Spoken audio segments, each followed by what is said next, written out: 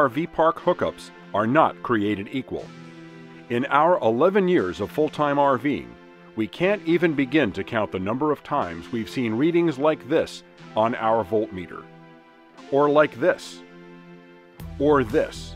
Or even worse. We've RV'd through 48 states, lots of Canadian provinces, and even into Mexico. We've stayed in older campgrounds with infrastructure that was obviously showing its age, at fancy new RV resorts, and everything in between. We can tell you from long experience that many parks have poor power quality. The green arc on our voltmeter represents the National Electric Code standard of 114 to 126 volts and is ideally where we want our voltage to be. Low voltage can damage your RV's equipment over time. If you don't have and use a voltmeter, you should. While low voltage isn't good for any equipment, the things most vulnerable to damage are devices with motors in them, like washers and dryers, residential refrigerators, and expensive equipment that just about every RV has, like microwave ovens and especially air conditioners. Low voltage causes these appliances to draw more amps, or current, which can lead to overheating and premature failure. While not as seriously affected by low voltage as large appliances, smaller electronics can be damaged as well. For example, our computer power supplies get hotter when we're on poor park power, which will shorten their lifespan.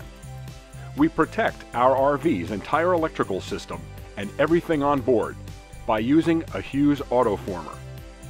By plugging the Autoformer into the park power pedestal and then plugging our RV into it, we not only get a voltage boost, but also surge and spike protection. Whenever the Autoformer is in use, the amber light indicates that the power pedestal is wired correctly and the unit is providing power to the RV. If park power is above 114 volts, and therefore not low enough to require much help, the Autoformer boosts the power by a steady 2%, which adds a nice increase even when park power isn't terrible. So this park, at about 116 volts without the Autoformer, gets boosted to about 119 volts with it plugged in. When park power drops below 114 volts, the Autoformer really shines by automatically boosting power a full 10%.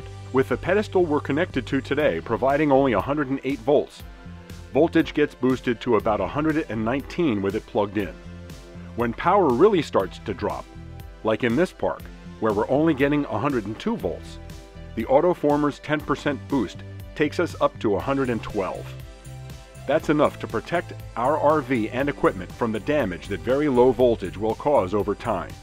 When the Autoformer is boosting at 10%, one or both of the red lights will come on, depending on whether one or the other or both legs of our 50 amp power pedestal are low.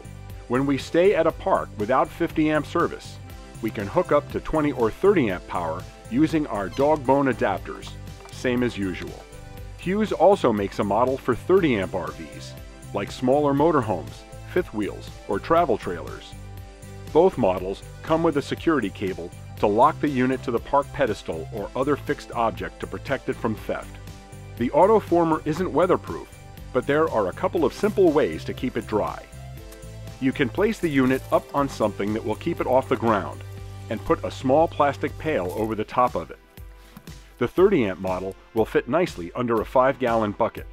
We prefer to kill two birds with one stone, keeping the Autoformer secure inside our RV where it's safe from both weather and prying eyes.